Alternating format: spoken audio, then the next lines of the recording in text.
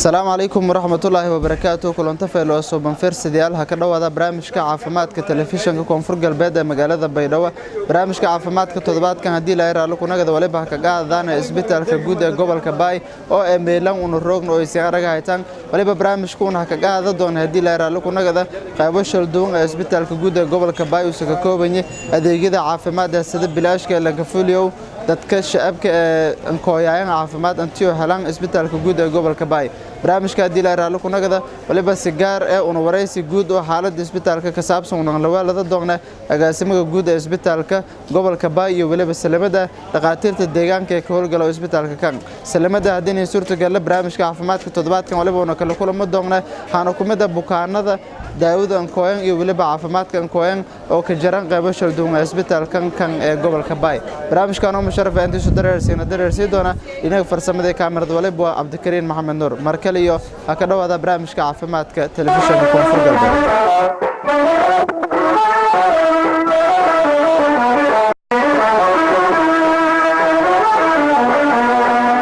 ميلون ولي بوا إسبيتال كجود قبل كباي ولي بقى قابلي بوكانada ku shalkooyo shanta degme gobolka Baay wali baroogana dhaqaatiir shal duwan ee bulshada fuliyayaan adeegyo caafimaad oo dhameystiran waliba isbitaalka galanta ka haytay wasaaradda caafimaadka dowlad goboleedka koonfur galbeed sidaas oo kale waliba taageero ku helay hay'ado badan kaamirada barnaamijka caafimaadka ee telefishinka koonfur galbeed oo toddobaadkan una booqan isbitaalka waliba gobatay adeegyada isbitaalka usufuliyow oo sifaylanka dareeran gabashal duwan ee isbitaalka adeegyadan ka badan iyo waliba lanfuliyay aada iyo awlaada oo han nugul udurada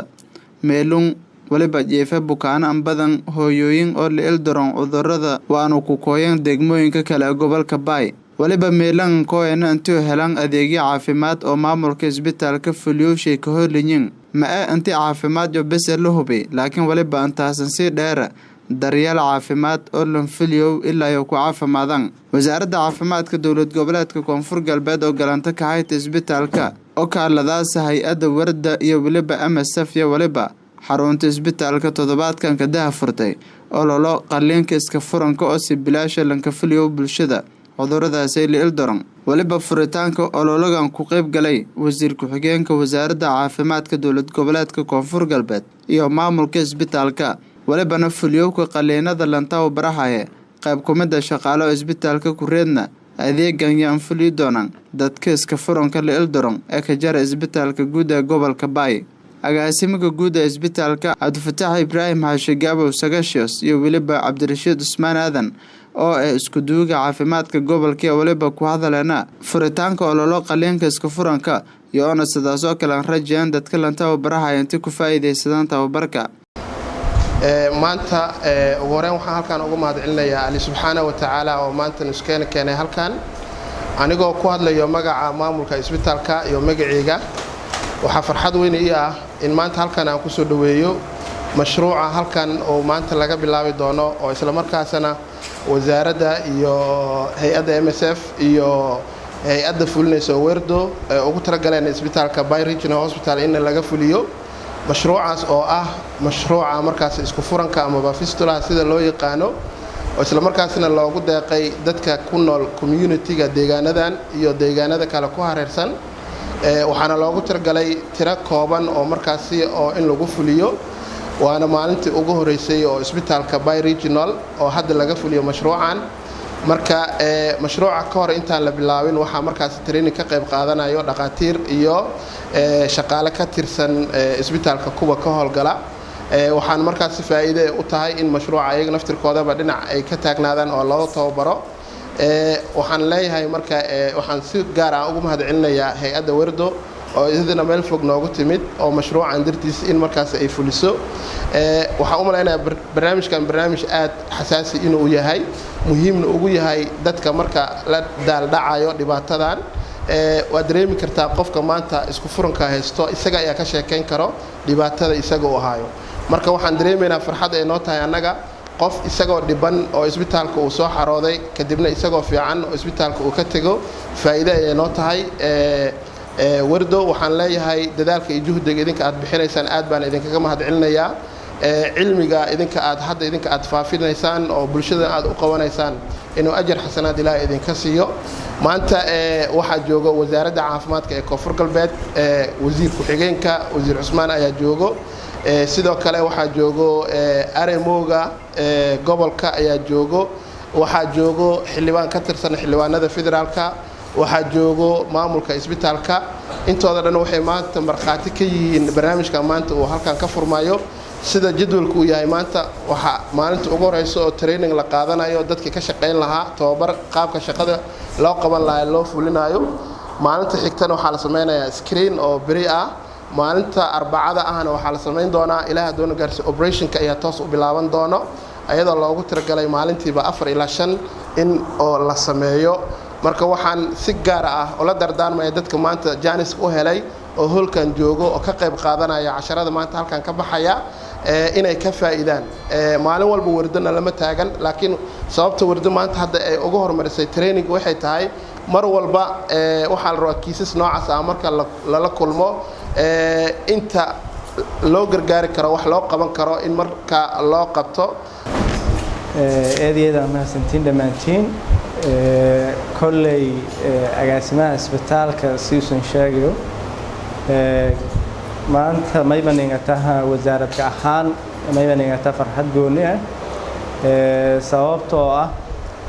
waxyaabo badan oo sugaanay oo dadaalshay ka jarnay wasaaradda caafimaadka guud ahaantii iyo geeka galanya ka hayna insha Allah ilaahay oo beeroon mayl raayo sintik si hay doono fiilna si hore balaanka sheekay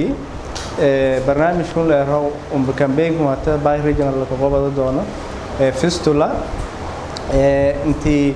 caafimaadka shaqeeysan caafimaad walku og dareemo korto dhibaatada yeelata amba bukaanka amba lanka oo dhibaataysan waxyaabaha usul la maro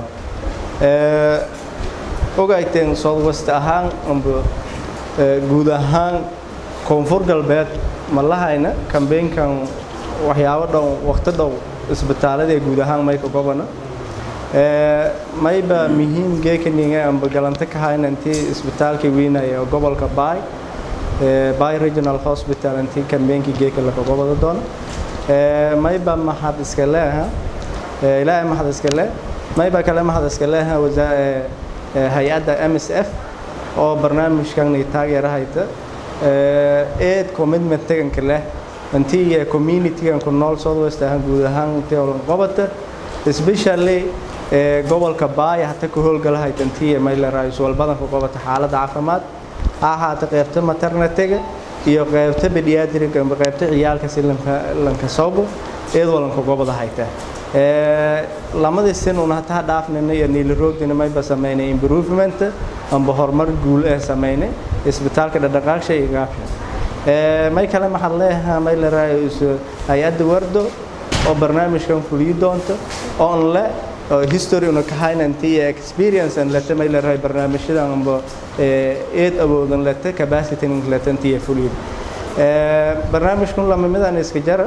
lamada midna iska jara may waahay campaign oo la fuliyo doono oo bulshada ka faa'iideysado doonto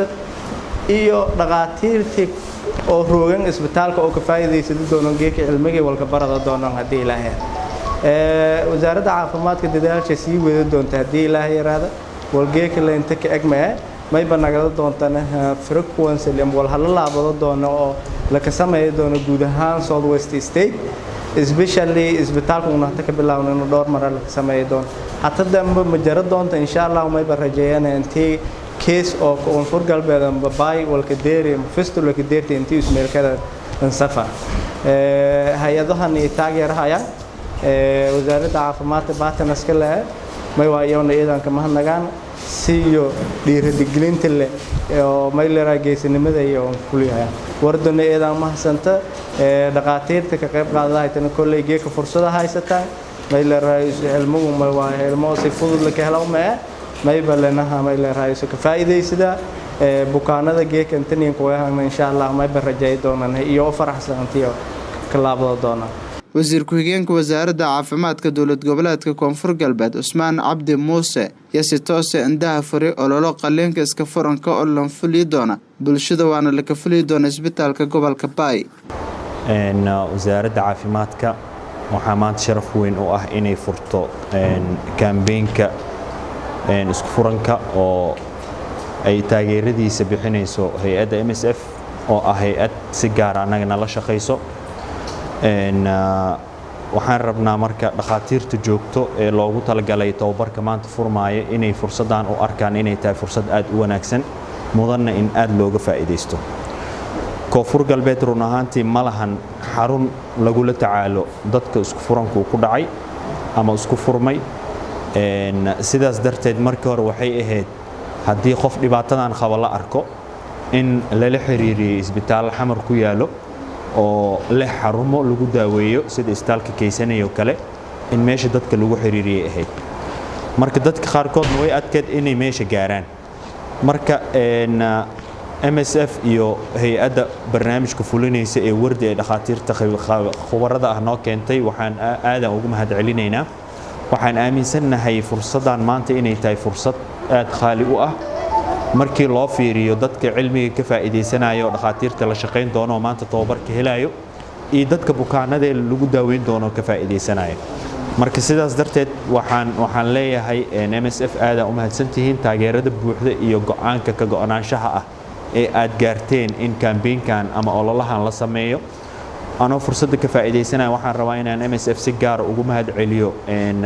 ka qayb qaadashadii ay nagala qayb qaateen markii daadadka ay ka dhaceen meelo ka mid ah koonfur galbeed taageeradii ay fuliyeen aad ugu mahadcelinaynaa si oo maxay ahayd publicly ah marka hay'adda wardina ayadana maadaama ay safar dheer noo soo galeen si ay bulshada koonfur galbeed ay ugu keenaan dhaqaatiir ka haqabtirta baahiyaha jiro mid ka mid ah ayagana waa u mahadcelinaynaa dadaalo badan oo wasaaradda ay sameynayso iyo saaxiibadeeda intaan ku imaatay waana sii wadaynaa dadaalkan iyo kuwa la midka ah ilaa ay mustaqbalka aan ka gaarno xarun lagu daaweynayo fistulaha in koonfur galbeed laga sameeyo taasoo si lacag la'aan dadka loogu daaweyn doono up and running oo mar walba shaqeynayso inta ka sokaysana kambeynada noocan oo kale inaan fulino anagoo kaashanayno maxaa la bartanarada saaxiibadeena ah ina waa sameynayna hadduu ilaahay ka raali noqdo sidaas darteed waxaan rabaa inaan si oo officially aan u furo tababarkii iyo kambeenkii uu noo furan yahay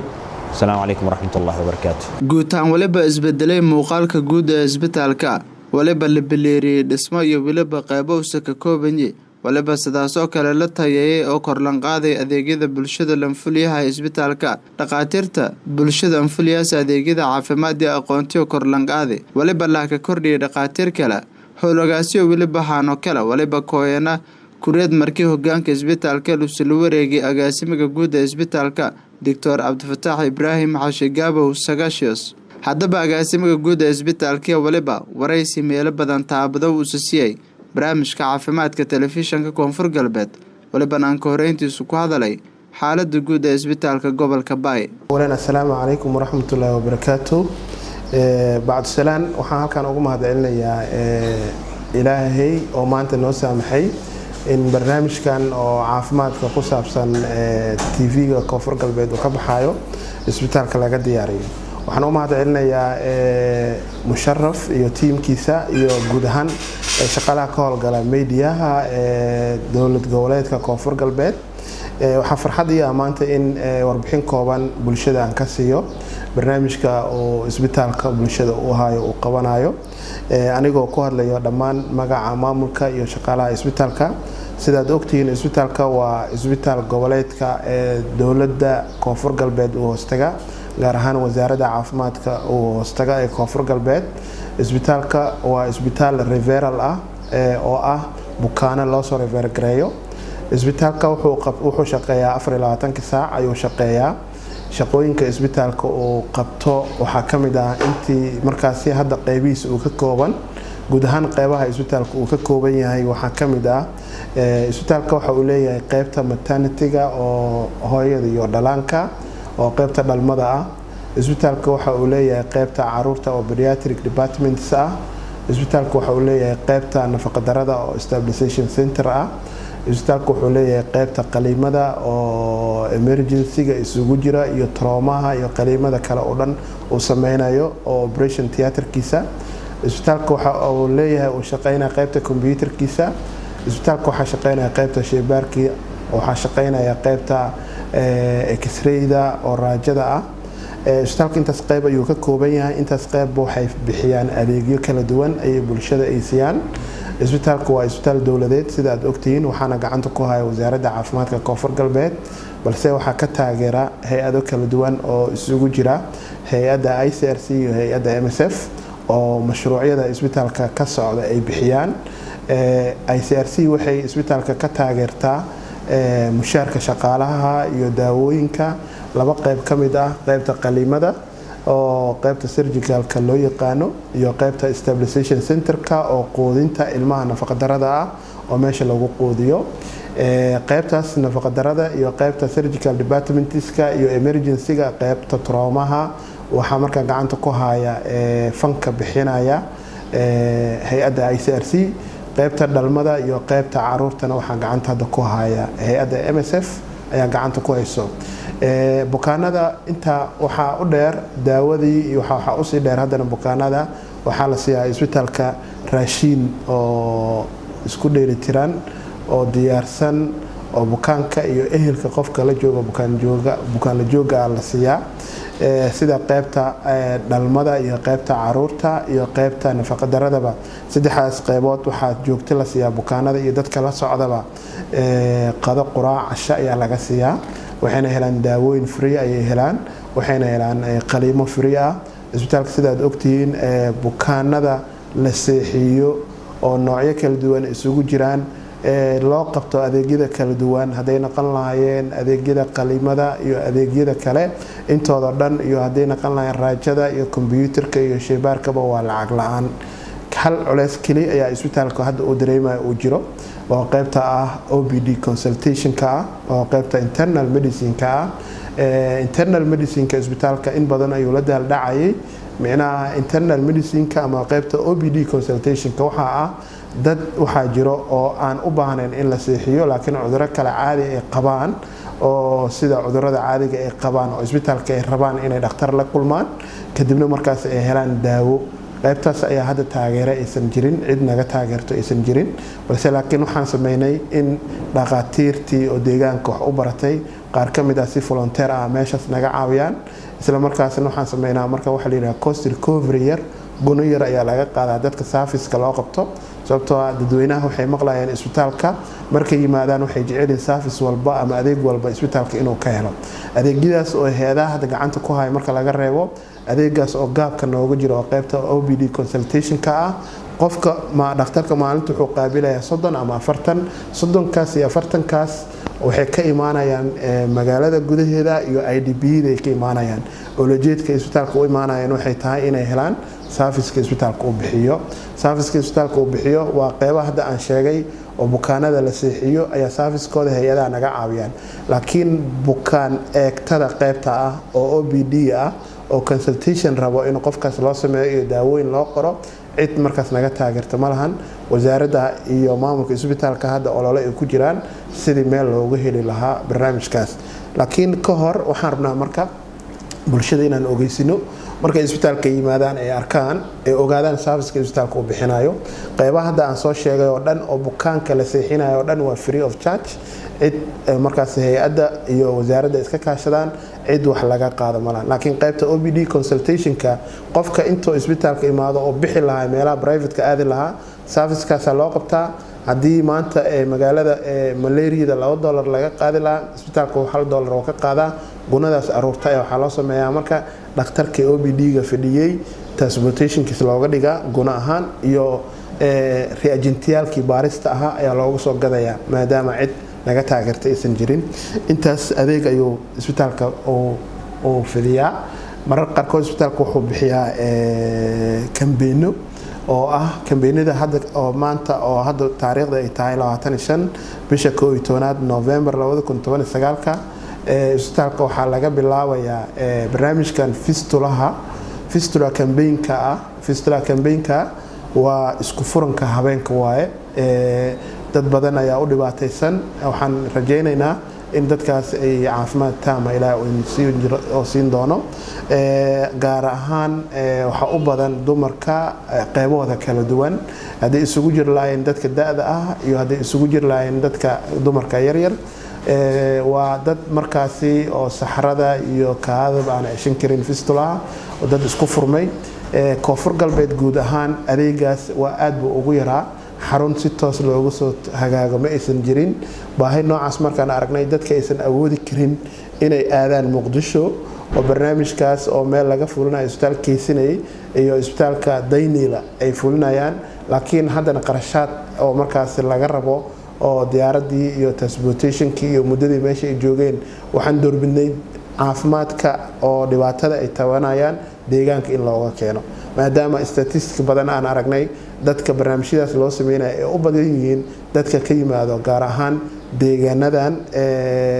Baay Boqol iyo Gedo ay u badan yihiin waxaan go'aansanay in wasaaradda aan kala hadalno wasaaradana ay noo fududeyso hay'adda MSF lagala hadlo hay'adda MSF-na ay go'aansatay inay sameyso survey ay sameyso survey-gana ay aragto dad markaas dhibaataysan oo cudur noocaas la daaldhacayaan ay deegaanka ay joogaan waxay go'aansatay in taariikhda maanta ay ku beegan tahay 5 bisha 11 2019 barnaamijkaas daha laga furo waxaana loogu talagalay 20 qofood in mashruucaas la fuliyo oo waxaan rajaynaynaa 20 kaas qofood oo hadda iyagoo isbitaalka ay joogaan saxarada iyo kaadooda waxooda dhan aan ceshin karin marka la sameeyo barnaamijkaas iyagoo caafimaad qaba in isbitaalka ay ka tagi doonaan dadka badinkooda waxay ka imaadeen deegaanada gobolka ku hareersan iyo sidoo kale Boqol ay ka yimaadeen sida hadda waraysiga aad arkaysay dad waxa jiro oo Boqol ka yimaaday dad isla deegaanka gobolka Baay gaar ahaan Diinsor meelahaas ay ka yimaadeen Buurhakaba ay ka yimaadeen ay jiraan marka barnaamijka ayaa maanta noo bilowday oo noocaas ah barnaamijyo kale hore loo fuliyay waa jirtay sida ICAM-ka ah inda fiiqista intaas oo dhan lacag la'aan ayaa loo sameeyay barnaamijyo kale oo baahi kale marka survey la sameeyo oo deegaankana markaasi u badan yahay markaan aragna haddana wasaaraddu waxay diyaar u tahay inay fududeyso ayadoo markaas ay la kaashanayso hay'adaha deeqa bixiya sida gaar ahaan hay'adaha isbitaalka gacanta ku haayo inay kala hadli doonto barnaamijyadaas la fulin doono isbedel weyn ayaa ka muuqda isbitaalka sida hay'adaha gaar ahaan hay'adda MSF ay u timaaday isbitaalka waa dareemi kartaa MSF ka hor isbitaalka ma shaqeyn jirin qaybta hooyada iyo dhallaanka waxyaabo ugu muhiimsan waxa dareemi kartaa qaybta hooyada iyo dhallaanka sababtoo ah maalin walba hadii qaybtaas aysan shaqeynaynin dhibaatada meesha ay soo wajahayso waxa la soo kulmayo wasaaradda iyo maamulka isbitaalka muddo 2 sano iyo hadda waxa la jiro qaybta rasmi ay u shaqeynayaan waxay ku bilowday MSF qaybta la yiraahdo maternity-ga qaybta maternity-ga hal sano markay socotay ee aragtay nidaamka iyo kala dambeynta isbitaalka oo ka jiro waxay go'aansatay qaybta caruurta inay ku darto qaybta caruurtana hadda iyadan muddo ay wada oo weeraan 8 bilood hadda ay socoto marka intaas barnaamij isbitaalka hadda lagu soo kordhiyay waxa faa'iido u ah deegaanka ayaa faa'iido u ah deegaanka meesha ay ka aadi lahaayeen meelaha fogfog ay ka aadi lahaayeen caafimaad ay u raadsan lahaayeen maanta waxaad arkaysaa wax alaala wixii markaas isbitaalka awoodi karo iyagoo la kaashanaya wasaaradda iyo iyagoo la kaashanaya hay'adda inay diyaar u yihiin wax walba marka haday noqoto hooyadan dhalayso nooc walba ha noqoto dhalmada dhowr nooc oo kala baxda iyadoo communication aan waa la sameeyaa iyadoo normal delivery ayna waa la sameeyaa iyadoo communication markay soo noqoto maamada oo meelaha oo marka TDA-da ama meelaha loo yaqaano traditional midwiferieska oo mulsa dhaqameedyada marka ay ku soo rafaadaan isbitaalka la keeno iyadoo communication la keeno haday u baahato CS u baahato oo la qalo waa loo sameeyaa operation kaas oo dhan waxa naga taageeraya hay'adda MSF haday normal delivery ay tahayna waa loo sameeyaa duration-ka inta isbitaalka ay joogaanna cunto free ay helaan qada iyo quraac casho ay helaan maamada oo markaasi iyo dadka la socdaba isbitaalka sidoo kale waxa uu bixinayaa caruurta service-ka loo bixiyo waxa waa ilaa laga soo bilaabo eventiga ilaa qofka uu ka gaarayo 15 years waxa service-kaas uu bixinaya MSF ayaa bixinayso supply-gana waa lacag la'aan bukaanka marka la seexiyo waxa haddana u sii dheer cunto qado quraac casho oo taysan oo la siinayo intaas baan waxa uga mahadcelinaynaa wasaaradda caafimaadka koonfur galbeed gaar ahaan sidoo kale haddana hay'adda fanka ay ku bixinayso MSF ayaan uga mahadcelinaynaa ICRC iyadana sidoo kale qaybta hadda aan sheegay operation theater-ka iyo qaybta markaasi oo surgical-ka oo dhan iyo qaybta nafaqo darada ayaa gacanta ku hayso marka waxaan dareemayaa isbitaalka inuu horumar uu ku tilaabsanayo horumarkaasna waxaan uga mahadcelinayaa bulshada oo fahantay in isbitaalkii uu horumar uu sameynayo iyagana in badan ay ku soo xirmayaan service-ka uu bixinayna ay arkeen ay ku qanceen marka halkan waxaan ugu soo jeedin lahaa bulshada ku nool deegaankan Koonfur Galbeed markaad aragtaan bulsho isku xiran ama meel ay socoto isku duubinaan ayaa wax loogu qabtaa marka waxaan soo jeedin lahaa aan ka codsan lahaa waxyaabaha marka dhaliilaha hadii la arko ay jiraan in la noo soo sheego anaga har yaabeen waxaan diyaar u nahay in waxyaabihii markaas la arko inaan waxaan ka qaban karna aan ka qabano inkastoo qofka bini'aadanka AIDS aysan dhamaan karin laakiin haddana waxaan jecelnahay intaan qancin karno qofka bini'aadanka la qanciyo anagoo irid walba aan u garaacayno qofkaas inuu ku qanco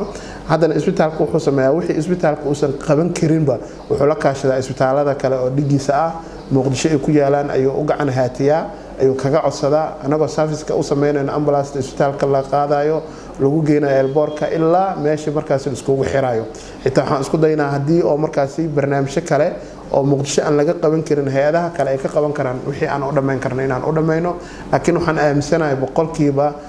85 hadda service-ka isbitaalka inuu u fiican yahay oo qaban karo qalimo marka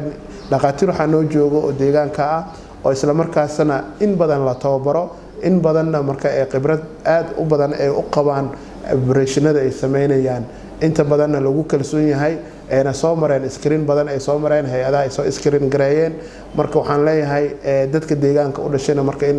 isbitaalka ay markaas ay ku xirnaadaan gaar ahaan hooyada iyo dhalaanka waxaan jeclahay hooyada marka uurka ay leedahay inta badan isbitaalka inay ku xirnaato sababtoo hooyada marka lagu soo boodo kali inay isbitaalka u soo cararto waxa ka fiican mar walba inay timaado isbitaalka waxa shaqeynaya qaybta ANC-da ayaa shaqeynayso oo la rabo in lagu kormeero hooyada marka uurka ay leedahay xaaladda ay ku sugan tahay marka waxaan rabnaa in hooyada uurka marka ay leedahay inta badan in xaaladeeda ay la socoto ku soo xiranto isbitaalka waxyaabo loo qabanayo waa free of charge lacag la'aan ayaa loo qabanayaa mar walbana waxaan ku boorinayaa marka caafimaadku waa muhiim nolosha caafimaadku muhiim u yahay caafimaadkaaga cudurkaaga intuusan gaarin xilli aan wax laga qaban karin marka ugu horeyso ku xirnaaw dhakhtarkaaga iyo goobta caafimaadka adiga ku dhow si markaasi talooyin caafimaad ku saabsan lagu siiyo bari ka saa dambana aan lagu dhihin cudurkaaga wuxuu gaaray meeshii ugu darneed aan wax laga qaban karin inta adiga gaarsin aad leedahay ayaan taladaas u soo jeedin lahaa dhaqaatiirta ka howlgalaasa isbitaalka dhexe gobolka Bay waliba maru xaalado shil duwan yahay ka roogayna isbitaalka hataba sadaaw xaaladoogiyo hamareen iyo waliba xaaladu saata ka jara isbitaalka dhexe ee gobolka Bay Dr. Adam Mayo Ali waliba sukumida dhaqaatiirta ka howlgalaasa isbitaalka guud ee gobolka Bay si saaraga ay tan hata iyo shifta ku Bay waliba ku wareyso doona adeegyada caafimaad dadka deegaanka ah isbitaalka sida bilaashka gaar ahaan qaybtiisa qaabilsan Dr. ka dhawaaw barnaamijka caafimaadka telefishan Koonfur Galbeed ida ma santaa musharraf guud ahaan dadka Soomaaliyeed markaas roon ila salaame Rafael nasadi ogdi staak me bo staak gobolo استاسد جول هاسكوين وشقة بدن هاي ومدة نشقين كوس هاي إذا أنت بدين ولا كوب كرمة سلمة هذا الشيء قديم بستاك استالمي بس بلاشه ومدن كذا يقول سيجارة هذا مقابل لقابته قابل سنة يوم ميلادك شغاس حقيقي أنا ميرو قبله رو ICU وبكان هذا حالست اللي كداويه بتكون ملك جرا ده كل حقالي أو ميبوا داود مكاس لحكدوري ميبوا كجرته أو صنط لرو كتامين تواس كجران يروجا ميبوا ها قيب يروجان ومركا قيب دتكا أو هالست للشينا وقيب تسمعكم إلى ICU إلى intensive care unit يلا كوجابي قيب ما يبغى إد مهم كاو دتكا لأديو يو دتكا أو بكانة إد مهم كا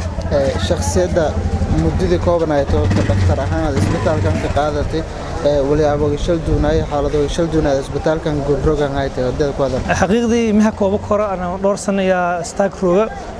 قفكم كيستال روجا ومدن أديو شيل دون بكانة شيل دون أديو قفكم سلم عاملون يقف جرهم حقيقي ما يبغى دعدون إد ما يبغى ما هي معناك سلاح مري أو إد من رئيس دبعت بدن يجيك سلاح مري أو إد حنون بدن صوتين بقف كذا مع عملاس قف جرهم قف كذا لسي مع عملاس أنا قف شيء سيجرينيو نفس الشيء بنبان تيل الدجي والوال بدن يشد دبعتين بدن يلح مري مركب ما هكوا بكرة برشلون ما يبغى برشلونة تميل وذا كرة ميلك هذا كل شيء استرات كرسي قادن صدرتين مركب ما يبغى دبعتين إد بدن يا استاك ما يبغى لح مري بكان كان ما يبغى سأدي وقت حالة خطر مقص كجر موجود هذا كرة قف كيس أدي وقف كيس أي موجود هذا كرة مركب حالة ما يبغى ها إد ما يبغى عندي بدن واي isbedel ahaan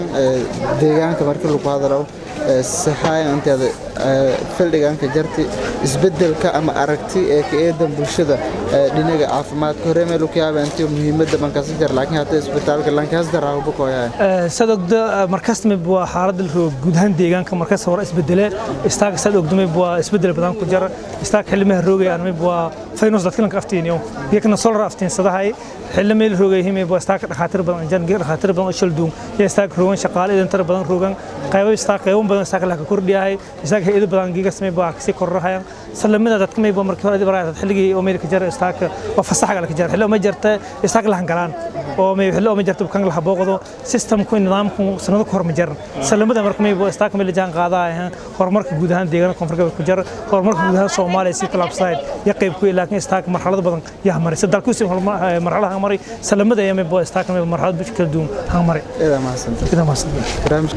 فرسيدال guutaan wali baanta ka gabagabeena barnaamijka caafimaadka telefishanka koonfur galbeed ee magaalada Baydhabo tiin ku kooyay toddobaadkan barnaamijka wali boona ka qaadanay isbitaalka guud ee gobolka Bay oo isbitaalkan dhexe degmooyinka gobolka Bay barnaamijkan tuu dareerano musharrafaysan dareersiyay dhinaca farsamada kaamirada wali baan ku mahadnaqay Cabdikariin Maxamed Nuur Absa taageeranta barnaamijkan lamida toddobaadkii higireed oo kulamaana wali baasiyan wata bay sidaas iyo amaana Allah